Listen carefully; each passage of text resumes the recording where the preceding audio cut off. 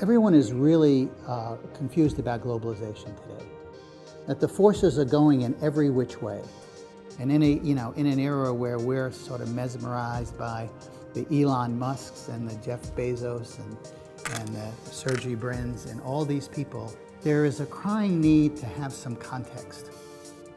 The challenges we face in globalization, there were much bigger challenges in the past. You hear today about how the world is disintegrating, we've got all these problems. Yes, we do, but I think that a really good historical perspective would show actually we are positioning ourselves to deal with the great environmental problems, the great problems of economic development, the problems of refugees, and a whole other host of things that are coming down the road. And because of the way the world is evolving now, actually I see many more transformational leaders in the future.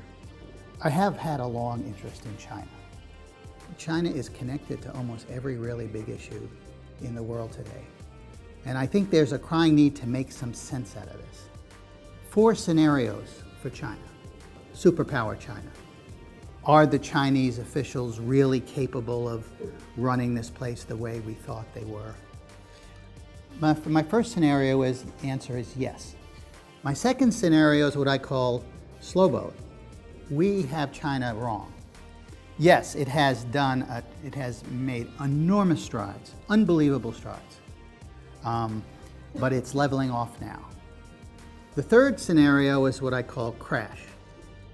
And I can describe several scenarios, but they all amount to an interaction between an economic system which is more open and more tied to the world economy, and a political system that is more and more, which is tighter and tighter and more repressive.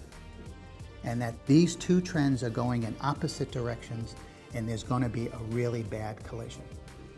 And my final scenario is what I call war. This will be a cyber war. This will be a different kind of war than we know, where critical infrastructure is dismantled. And the capability of doing that, I think, it already exists, but over the next 10 years, it's going to grow. In terms of US-China trade, it's very small in the scheme of overall global trade.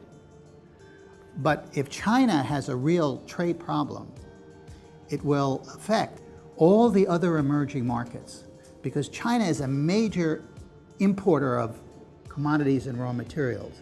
So if China starts to go down, it's not so much just China, but it's all these other emerging markets that go with it.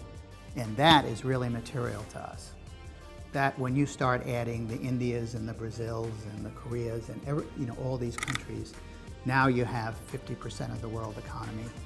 And so the real impact of China on the world is not so much, on the United States, is not so much direct, but it's what I would call the secondary effect. It's a human business legacy we want to leave behind us.